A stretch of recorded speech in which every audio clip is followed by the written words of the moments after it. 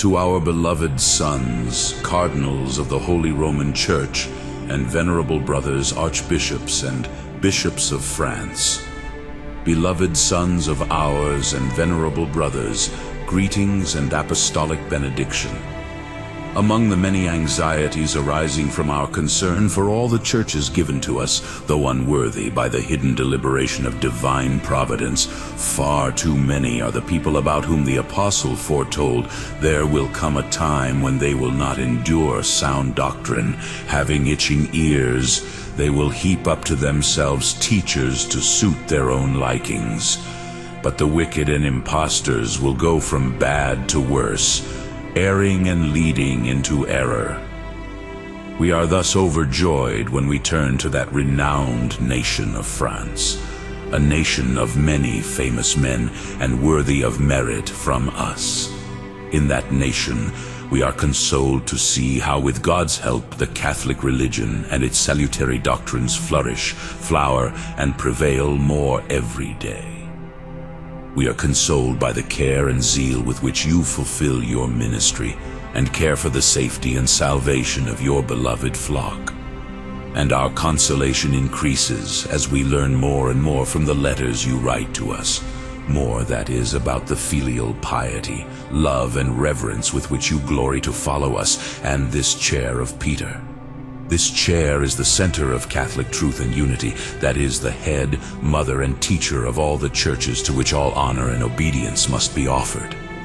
Every church must agree with it because of its greater preeminence, that is, those people who are in all respects faithful. We are also joyful because we know that you, aware of the seriousness of your episcopal duties, labor to increase the glory of God and to defend the cause of His holy Church.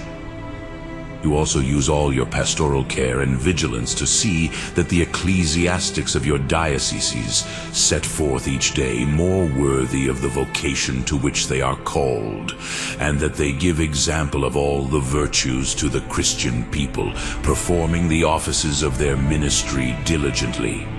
We rejoice in your concern that the faithful entrusted to you are daily nourished with the words of faith, confirmed by the gifts of grace, grow in the knowledge of God, and walk the road that leads to life. Finally, we rejoice in your concern for those who stray from the truth, that they may return to the paths of salvation. Hence, we joyfully recognize how eagerly you strive to obey our desires and admonitions to celebrate provincial synods. This means that in your dioceses, the inheritance of faith is maintained whole and inviolate, pure doctrine is taught, the honor of divine worship increased, the training and discipline of the clergy strengthened, and good character, virtue, religion, and piety are aroused, and everywhere confirmed with auspicious and happy progress. And we rejoice very much when we see that by your special zeal, the liturgy of the Roman Church has been restored according to our desires in many of your dioceses, where thus far particular circumstances least resisted. And we are so much the more pleased, since we know that in many dioceses of France, because of the condition of the times, even those things were hardly observed which our predecessor Saint Pius V wisely and providently ordained in his apostolic letter of July 9th, 1568, Quod nobis postulat. We rejoice to recall all these things with praise for your distinguished order, beloved sons and venerable brothers. Nevertheless, we cannot hide the grave sadness and grief which afflicts us now, when we learn what dissensions the ancient enemy strives to excite among you in order to weaken your concord of minds. Therefore, because of our apostolic duty and the great love which we cherish for you and those faithful people, we write this letter, in which we address you with the intimate affection of our heart. At the same time, we admonish and beseech you that, daily bound by a covenant of love and mutually perceiving the same things with one mind, You strive in virtue to drive off and eliminate all dissensions which the ancient enemy labors to sow. Strive with all humility and mildness to preserve an all-embracing unity of spirit in the bond of peace. For you are wise enough to know how necessary that sacerdotal and faithful unity of mind, will, and judgment is, and how it contributes to the prosperity of the Church and the procurement of eternal salvation.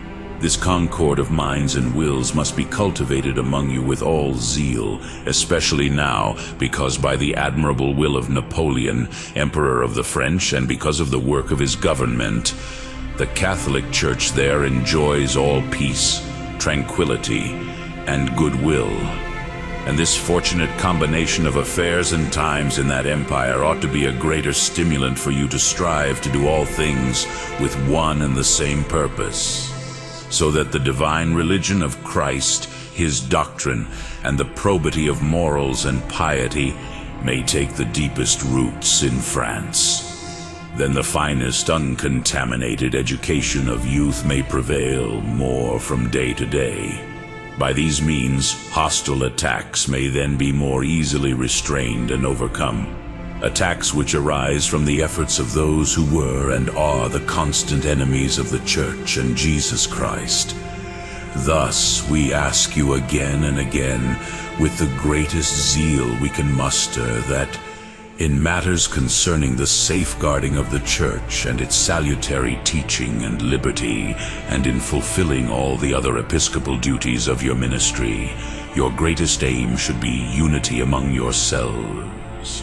We want you to confidently consult us and this apostolic see to remove controversy in all matters of whatever kind.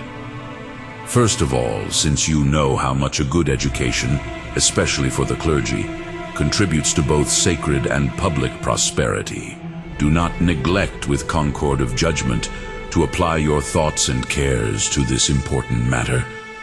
Never leave anything untried, so that the clerics in your seminaries are formed early in all virtue, piety, and an ecclesiastical spirit. Then they can grow in humility, without which we can never please God. At the same time, they should be diligently taught the humanities and the more austere disciplines, especially the sacred ones, free from the danger of any error.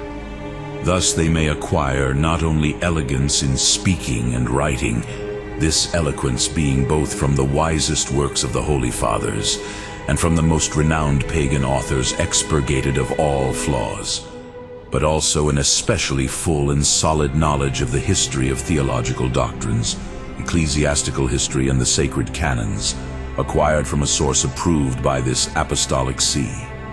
Then that illustrious clergy of France, which is resplendent with so much talent, piety, knowledge, ecclesiastical spirit, and singular service to this apostolic see, will abound more each day with knowledgeable and zealous workers. These workers, distinguished in virtue and armed with salutary knowledge, may be able in time to help in cultivating the vineyard of the Lord and in refuting those who contradict them. They will be able not only to confirm the faithful of France in our holy religion, but also to propagate it by sacred missions among distant and pagan nations. To the great credit of their name, the clergy up to the present have done this, for the good of religion and the salvation of souls. Along with us, you detest the great number of pestilential books, pamphlets, magazines, and posters, which the virulent enemy of God and man incessantly spews forth to corrupt morals, attack the foundations of faith, and weaken the most sacred dogmas of our religion. Therefore, never cease to lead the flock entrusted to your care away from these poison pastures. Never cease to instruct, defend, and confirm them against the deluge of so many errors. Use salutary and opportune admonitions and publications to do this. And here we cannot help but remind you of the admonitions and counsels with which, 4 years ago, we strongly summoned all the bishops of the Catholic world to exhort men outstanding for talent and sound doctrine to publish appropriate writings with which they might enlighten the minds of people and dissipate the darkness of creeping errors. Strive to remove this deadly pestilence of books and magazines from the faithful given into your care. At the same time, encourage with all benevolence and favor those men who, animated by a Catholic spirit and educated in literature and learning, will endeavor to write books and publish magazines. Do this so that the Catholic doctrine is defended and spread, that the venerable rites and documents of this Holy See remain sound, that opinions and doctrines opposed to the same See and its authority may be suppressed, and that the darkness of error is banished, and the minds of men illumined with the sweet light of truth. And it will be for your episcopal solicitude and love to arouse such inspired Catholic writers, so that they continue with ever greater zeal and knowledge to defend the cause of Catholic truth. You must also admonish them like a prudent father if their writings should offend Catholic teaching. Now you know well that the most deadly foes of the Catholic religion have always waged a fierce war, but without success, against this chair. They are by no means ignorant of the fact that religion itself can never totter and fall while this chair remains intact.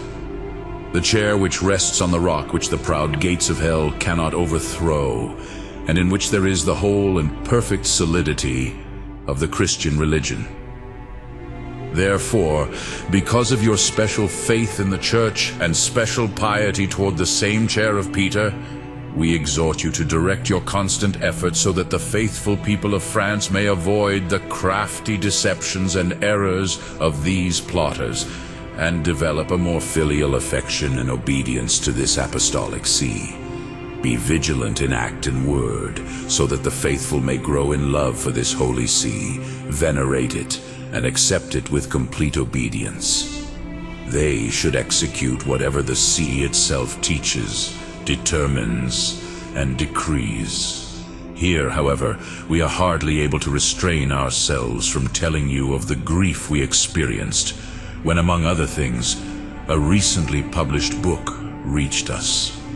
It was written in French with the title Sur la situation présente de l'Église gallicane relativement aux droits coutumiers. Its author is totally opposed to all we so fervently commend, and so we have sent the book to our congregation of the Index to be disapproved and condemned. But before we conclude, we remind you again of what we most desire. That is, that you reject all questioning and controversy, which, as you know, disturb the peace and injure love, and which afford arms to the enemies of the Church, arms with which to oppose and destroy her.